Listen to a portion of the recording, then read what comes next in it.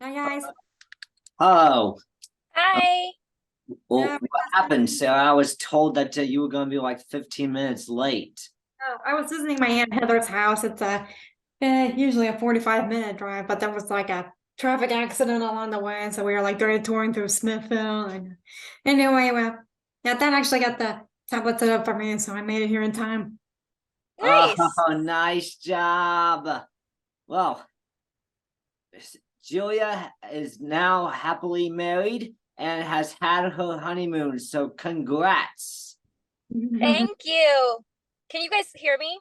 Yes. Yes, I can hear You can? you. Okay, good. Thank you very much. I think you're in the passenger seat of the car, right?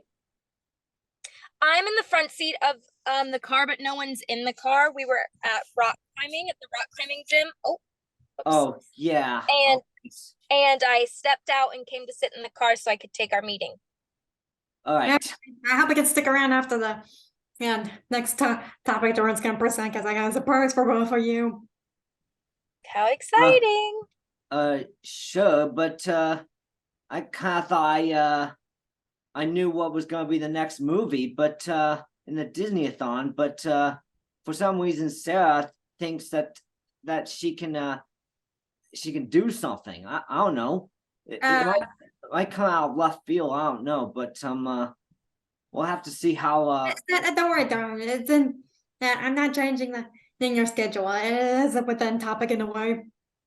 Okay. All right. So, all right. This week's feature film is The Sword in the Stone.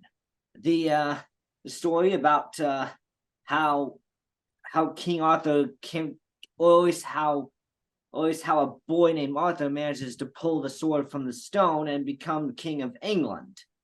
And in the legendary little legend of King Arthur. I don't know. I mean, it's a lot of stuff has been made about this character, but I don't really sure. I don't really think it was. I don't really think it was real. It's kind of a myth. Even not in the museum, the secret of the tomb actually admitted it was bogus, like the King Arthur thing. There might still be some archaeological evidence of a possible, king Arthur that was a thing of, mighty ruler in the, yeah, dark ages of the England. Well, well, this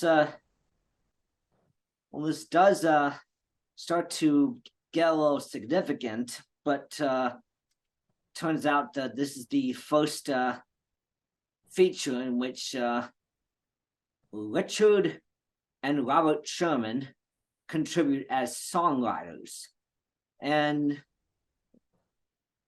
Yeah, they're not really given too much to do for some odd reason here. I don't know. I mean, you'd have a few little songs here and there, but it's not like Julia, Jordan's talking about the Sherman brothers, but I mean, they didn't write down Oh, right. a lot Okay. of songs. I mean, this is that only a few at a time get incorporated into the flicks. yeah.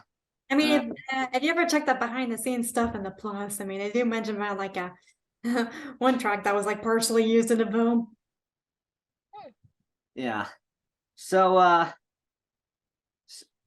so Arthur is in this movie, and I can tell you that I kind of began to get a little interested. I haven't really seen this too much or too often, and I believe it's because it's, well, I could see why. Um, by this time, Walt was really preoccupied with Disneyland. I mean, he had these he had child stars like Annette Funicello and Tommy Kirk and Haley Mills. Don't forget Haley Mills. They Oh, were they were all on the roster, and by now Walt Disney Productions was operating like a traditional studio, having these artists and actors be on contract. I mean, Haley Mills at this time was under contract at Disney. I mean, just wrap that around. All of a sudden, Disney thought that he didn't really want to be like the studio operating system, and now all of a sudden he's acting like a studio where he's putting stars on a contract through this Mickey Mouse Club anthology thing that he's doing. I mean, I think he even had a Fess Parker under contract as well, because he was like Davy Crockett and Yeah, he was talking about a television series about young Davy Crockett. Oh, yeah. Well, he was really invested at this time, and it seems like animation suddenly just took a back seat. But despite this, somehow James Rolfe, otherwise known as the Angry Video Game Nerd on YouTube and Cinemassacre, he calls this his favorite of the classic Disney animated films. And it was the last one Walt Disney fully produced while he was alive. Yeah. I mean, reproduction speaking. I mean, it was Sword in the Stone was the last flick Walt ever saw being released into the theaters. I mean, they were in the middle of the Jungle Book, and the Aristocrats was just greenlighted. I see. Aristocats is my mom's favorite Disney movie. Oh yeah, so yeah, when you look at this, I mean, quite literally, right on the opening scene where we first get in the opening scene where we first are introduced to Arthur, right off the bat, we see recycled animation from Bambi. Literally, it is just plain there and in sight. Recycled animation from Bambi. Are you talking about like the animation or the setting? Because I thought the deer was like right out of Bambi, like the deer that Wow. The foster brother, the deer that the foster brother was trying to shoot at the beginning of the film. He that is deer animation recycled from Bambi. Crazy. I mean, it's character models and designs. So yeah, they had to. So yeah, they were scaling back, and but despite this, they did seem to create some unique moments. It's I can tell you this was well, critically speaking, this, if you ever think about all the stuff Walt Disney produced in terms of animated features up to this point, so far, I reckon this is one of the weakest one, or something like that, in the Walt Disney animated features Walt Disney actually produced. But there's still a tad bit of fun to be had here. I mean, the magicians are Wizard Duel is super awesome. We have like a proto Harry Potter type situation where Arthur is the foster boy to the foster family who kind of looks down on him like a real oh, Sarah, are you having a hard time with this? Yeah, not just I didn't continue. Okay, so contrary to just suddenly going full screen, Walt kind of just he kind of had a cheap widescreen. It was just spherical widescreen, not like widescreen, but just like what kind of measurements are we talking about? Like he shot full frame, and then he kind of cropped down the edges a little bit or something like that. Interesting. I think this kind of benefited because I think he definitely wanted to show films like these on television. He was really invested in television. Okay, so they were experimenting on a format that would work on the NSTB measurement thingies in the day. Yeah, SMPTE. Yeah. I guess it wasn't like he was making widescreen, but by now the live action films were starting to be pumped out like crazy. I don't know how crazy you can actually think, but you might have to, you kind of gotta love some of the titles of these films: Bon Voyage, Summer Magic, That Darn Cat, The Monkey's Uncle, Son of Flubber. Yeah, Jordan, you're kind of losing me. I don't know. It's kind of hard to really imagine Disney making those kinds of movies. I mean, Son of Flubber was just about the only sequel that Walt Disney really had greenlighted, because it was a sequel to The Absent-Minded Professor. Even the critics kind of were starting to kind of get a little rough on the way Walt was trying to take things. I don't know. It felt like he might have been a little ignorant of a little kitschy or something like that. Almost like they weren't really aware, or they weren't trying to move the storylines forward in their films. Though I don't know. It doesn't. I mean, it still saw great success because it was just tied with Disney and Disneyland and the theme Are we parks and talking stuff. about the topic feature or a different feature? Well, this is what was going on at the time. Sarah, one of my friends here, she went to West Virginia University, and she was telling me that they have a master's program in puppeteering. Did you know that? I didn't know that could be a major or like a degree. Must have been inspired by Jim Henson. Well, Apparently they yeah. hire out lots of people to Disney because it's one of the only colleges that you can actually study puppeteering. I was like, oh, Sarah would like that. Okay, so so it turns out Walt purchased the rights for this book way back in 1939, but issues made him start to kind of not suddenly Well, go that in production. they were just starting to do like animated features back then, so they still would have like a work in progress before they ever got around to this story, right? And by 1960, Disney was like, hey, we're gonna be, after we release 101 Dalmatians, we're gonna be doing a couple of animated projects, one of which was called Chanticleer, and the other was this movie. And Chanticleer never made it, but it I was gonna say, I don't resurrected- recognize that. but it was resurrected as Rock-A-Doodle by Don Bluth. Oh.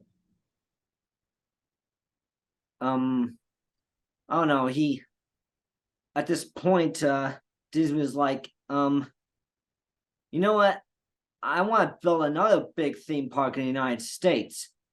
Yet for some reason, just because of his plans for this theme park, he would only approve one animated film to be released every 4 years, which oh man, it didn't feel like animation was that hot, or at Disney. Or maybe it was just kind of taking a back seat or something. But regardless, I tell Julia about the origins of Disney World. well,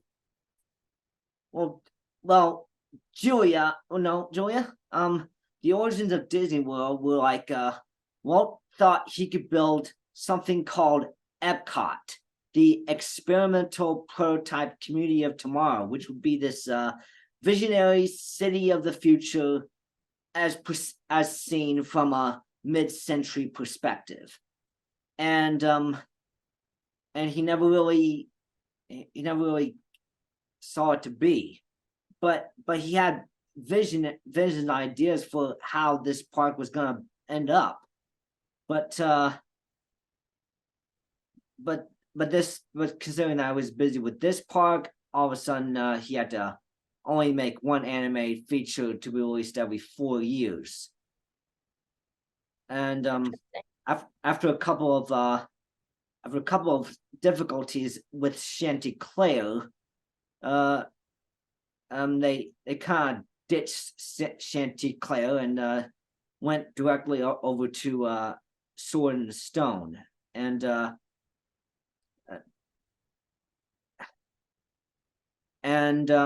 right in his autobiography, Pete said he decided to write a screenplay before he producing storyboards, but he found the narrative complicated with the Arthurian legend woven into a mixture of other legends and myths, and not finding a direct storyline required sifting and sorting. And this also continues the Xerox method of photocopying drawings onto animation cells that have been used in 101 Dalmatians, just to take the ink out of the ink and paint process to save time and money. Yeah, we get it. It was already covered last week. Yeah, so He might have been filling me in since I wasn't here last week. yeah, so Wolfgang Reitherman is the director, is the sole director, probably the this is like the first. This may be significant because this is like the first animated feature that was directed by one guy, Wolfgang Reitherman, and he was like, "Yeah, I was here since Snow White, so I progressed enough where I could be like a director of my own animated feature." But he didn't write it for some odd reason. He was just only directing of the animation and stuff because he had a more background in animation personality and such. So The Sword in the Stone premiered in London on December the 12th of 1963. Not much is really known about about what went on in the film, but during its initial release, The Sword in the Stone earned an estimated $4.75 million in box office winners in the United States and Canada. Aww, those are cute. It did What? say London. Yeah, Oh, like yeah. 101 Someone went to Dalmatians. London. Oh yeah. Oh no. So yeah, yeah. As I always said about this being one of the weaker moments, some of the critics actually kind of agreed with me. It received mixed reviews from critics who thought that its humor failed to balance out a thin narrative, and it demonstrates anew the magic of the Disney animators and imagination and character creation. But one might wish for a script which stayed more with the basic storyline rather than taking so many twists and turns, which have little bearing on the tale of about King Arthur as a lad. And this thing has got like a approval rating of like 66% on Rotten Tomatoes. So something was lacking. Sounds like it. And you don't know what it is? I don't know. Well, I mean, you kind of have to give credit to Disney. I mean, he on a budget of $3 million in various re-releases, it would end up making $22.2 million United States and Canada. When you adjust when you don't adjust for inflation or something like that. But this wasn't like one of the hot properties, I can tell you that. It was just one of those moments where it felt like Walt was kind of approaching the end. But or maybe people didn't think he had it, though. But I do think the Wizard's deal is super awesome in this film, and I do believe that the animation is pretty crafty and stylistic and such, and I also, I don't know, it kind of, I seem to enjoy the unique powers that Merlin and Madame Mim have. I mean, it does lack a villain, but the last minute edition is Madame Mim. So basically, Madame Mim's like A marvelous sub-villain. lad, Madam Mim. It might have been a sub villain. Madame Mim might have been a sub villain, somewhere like a in between a half villain or I think he's like, differentiating, the side characters from like the main antagonist. Yeah, the best comparison I can think of is Harry Potter versus Draco Malfoy or something like that. Yeah, maybe. I don't know. You look at those books and films, they both have a rivalry, but then they kind of embrace each other later on, something like that. And I don't know too much. I know enough about Harry Potter, but I don't know extremely. I'm not like the Potterhead, but this is definitely this is definitely one of those proto Harry Potter moments with King Arthur standing in the place of Harry Potter, the boy who lived, who has a great destiny before him, and then later on he ends up becoming king. So yep, boom, yeah. That's cute. Oh man. Um, So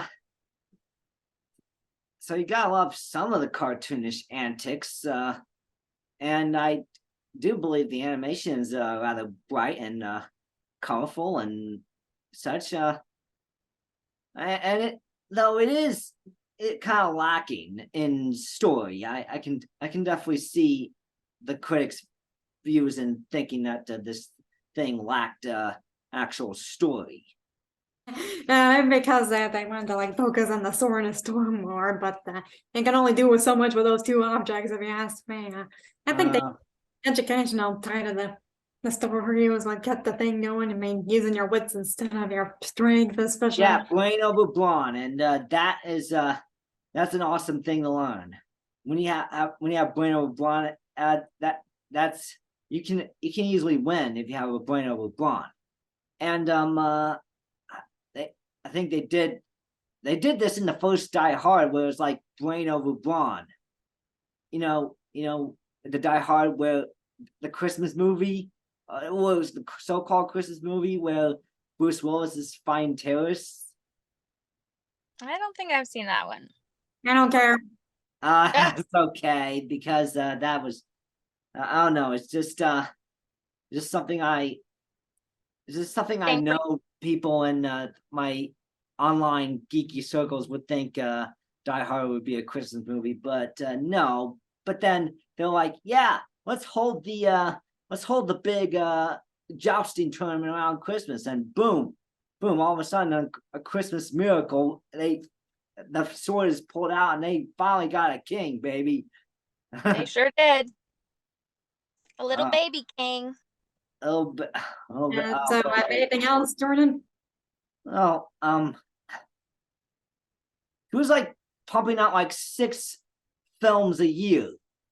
Disney, this company, but not animated films. He was like, he scaled back on those. He was just pumping out a bunch of live action stuff. I mean, you gotta love Bon Voyage, Follow Me Boys, In Search of the Castaways. There's also Swiss Family Robinson. And it's kind of hard. Swiss Family Robinson. Kind of like a family version of Robinson Crusoe or something like that. Mm-hmm. Hey guys, my phone is about to die. I'm on 3%, so I might have to say goodbye. To give you okay. So, but despite the theme parks, despite the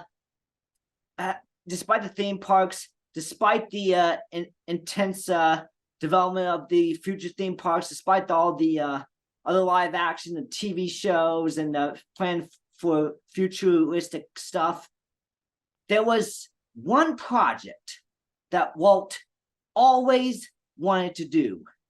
Mhm. And he'd been wanting to do this ever since those long ago days of Snow White and Pinocchio. So Okay. next week, Walt Disney makes what critics call his greatest masterpiece, kickstarting the film career of a Broadway actress and garnering the most Oscar recognition for any film Walt Disney had ever made in his life. What is it? That's the one that only has the one animated sequence. I'm not sure. Is it Mary Poppins? Yes! I love Mary Poppins. Overrated if you ask me. I mean, doesn't it only have like one measly sequence of animation? Yeah, Yeah.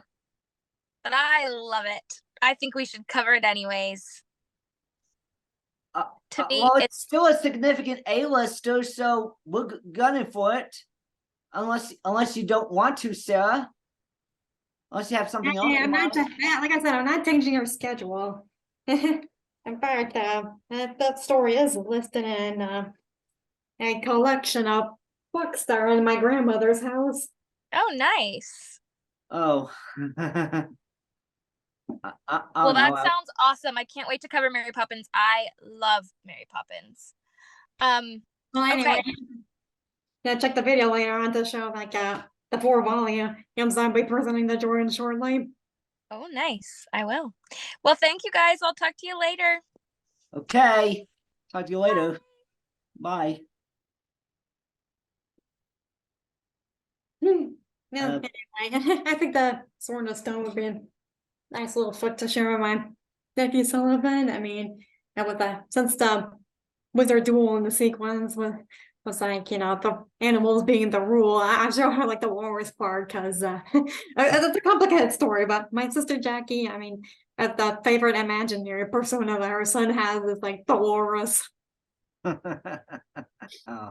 Oh man, we probably make a stuffed toy out of that, and he would probably love that to pieces. Oh man, Probably so.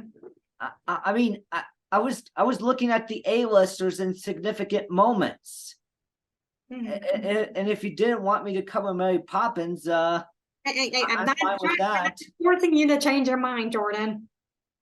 Yeah, does it look like I'm forcing to change your mind? No, it ain't. But anyway, there's a special, foreword mentions like the stories I've collected over the years, and let's see, to quote Walt himself, for most of this time, we have been transferring our film stories to the printed pages and books for all the family.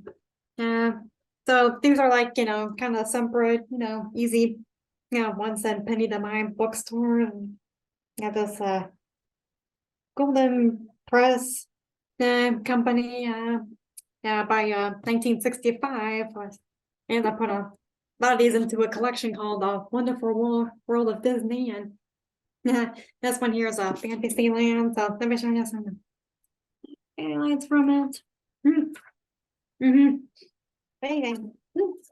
Oh, to cap off, Yeah, I got like a tail of a. you have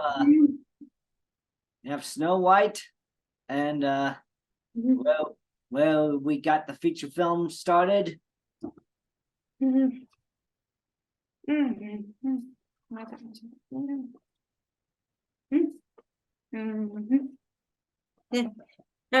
took this out. Sorcerer's Apprentice, Mickey's son come back, and the way that he suddenly is now known as today, as the pupil eyes and the cuteness and stuff. Yeah. First appearance of True Mickey, and there was like a, that's it. And there was like a series of Mother Goose rhymes that features the Disney characters as well. Oh wow. Take a look at that.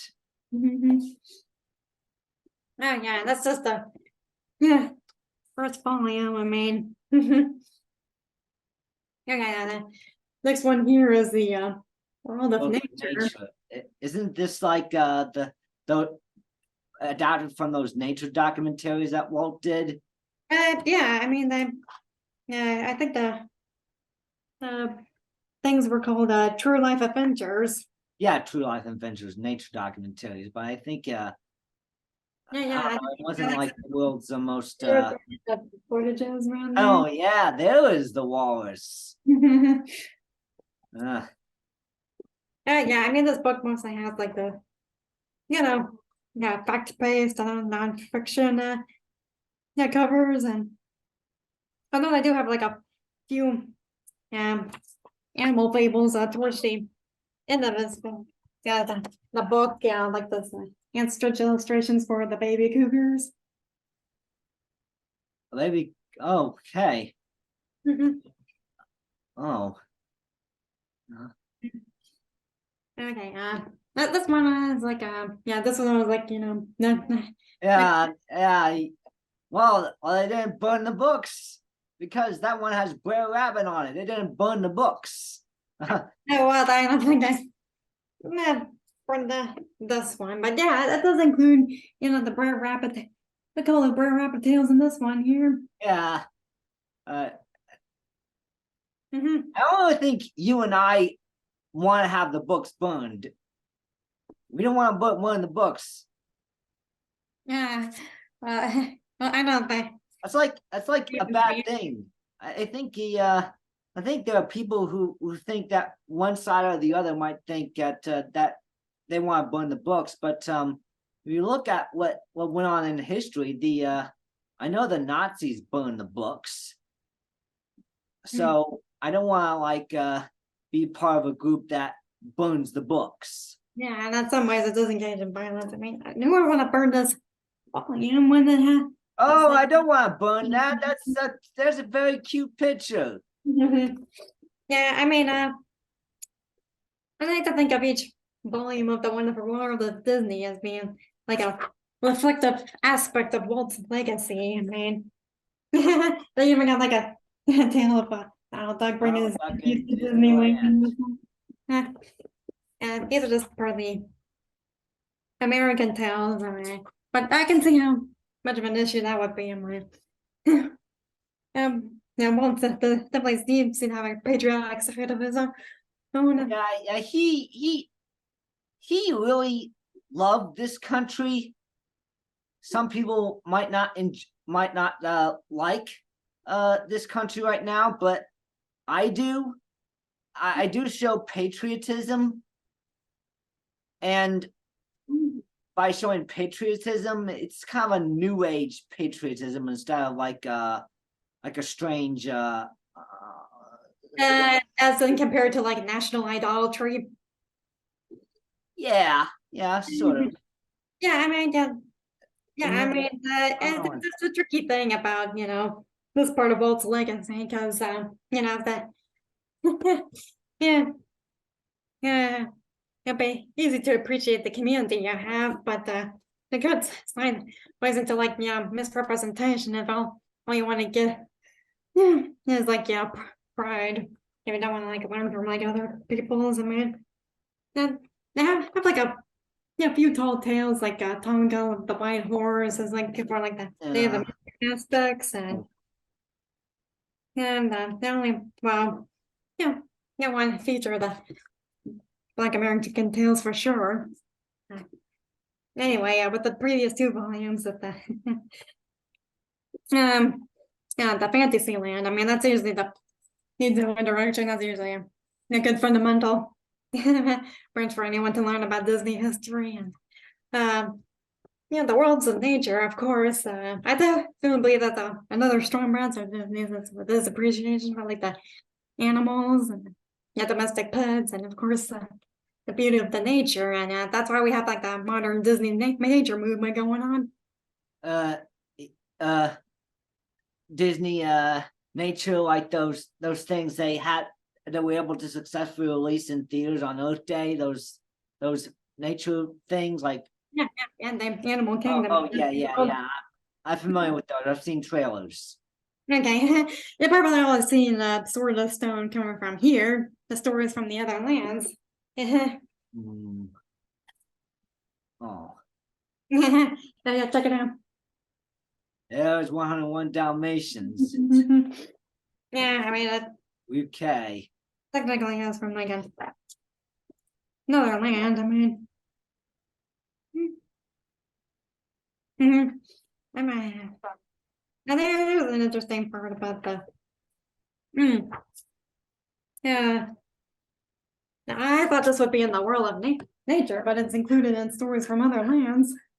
Oh, Bambi. That's a good one. Yeah, a big. Yeah, it seems that the original text actually got translated to English, which means that we can be talking about the life of a deer in like another continent. I find it pretty awesome that we actually got to talk to Bambi. That's a story to tell our kids. Yeah. Uh, anyway, yeah, again, having like, social contracts, those are kind of tricky these days since they're looking more for representation. I mean, yeah, from the looks of the contents, I estimate at least 75% of this to be European. Ooh, you got a peek there of what's about to come. Yeah.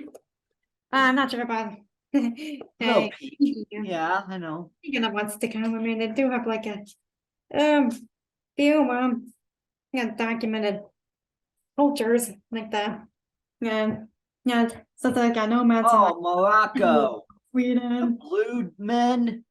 Oh, I know. The Blue Man Group. Oh, whoa, oh, yeah, they wouldn't talk. Oh, yeah. Oh, yeah. Oh, no.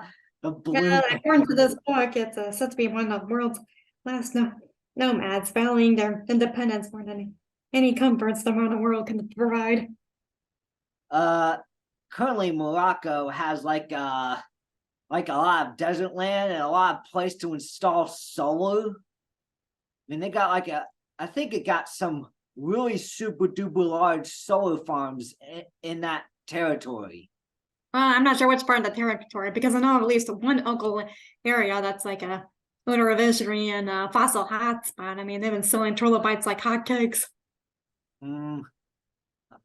Well, it's a desert. You get plenty of sun. It's ideal that you get install solar.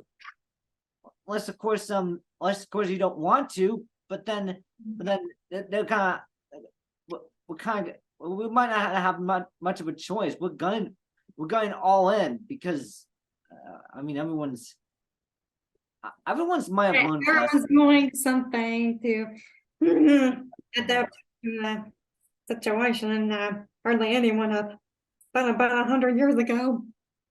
Yeah. I know. I mean, they didn't know too much about science like we now know about today. I'll do Yeah, it for because you. I love Mary Poppins. All right, just a little yeah, taste for next week right here. Yeah, right there.